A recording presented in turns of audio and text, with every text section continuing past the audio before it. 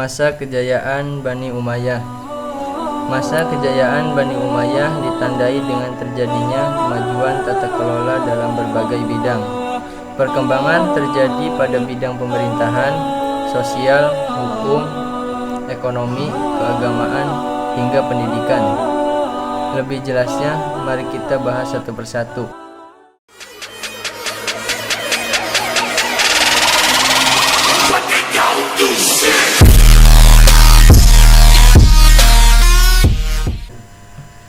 Yang pertama, pemerintahan.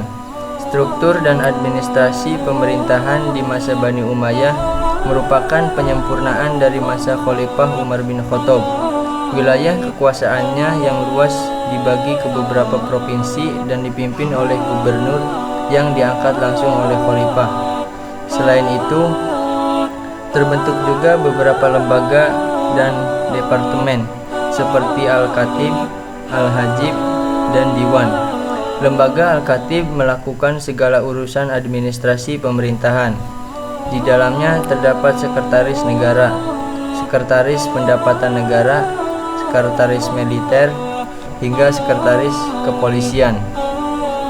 Sedangkan Al-Hajib mengurus pengaturan pejabat dan siapapun yang ingin bertemu dengan khalifah. Sementara Diwan berisi beberapa departemen, di antaranya departemen yang mengurusi surat-surat negara, lembaga pencatatan semua keputusan khalifah, departemen yang mengelola pendapatan negara, layanan pos, dan lembaga pertahanan militer. Yang kedua, sistem hukum pada masa Bani Umayyah dibuat sesuai tuntutan Al-Quran, Sunnah, dan ijtihad. Badan ini terbebas dari pengaruh penguasa, terutama saat melakukan penghakiman terhadap pejabat yang melakukan pelanggaran. Yang ketiga, sosial. Di bidang sosial, hubungan antara bangsa Arab Muslim dibuka.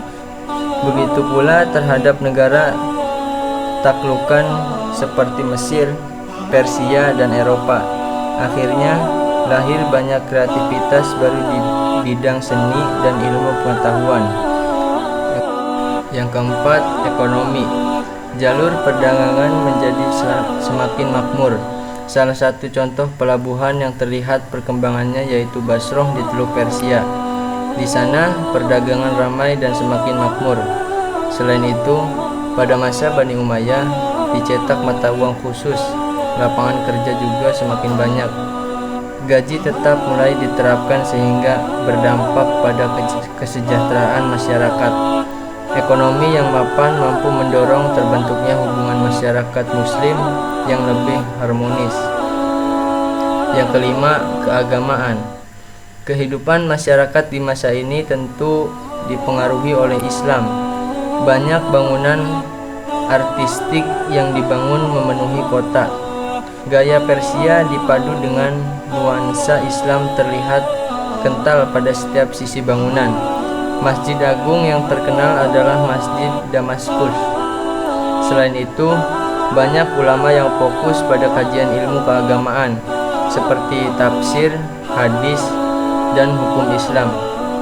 Di masa ini lahir juga ilmu-ilmu baru seperti nahwu, bahasa, dan sastra. Yang keenam, pendidikan. Dinasti Umayyah memiliki jasa besar dalam mengembangkan ilmu pengetahuan. Pusat aktivitas ilmiah dilakukan di masjid.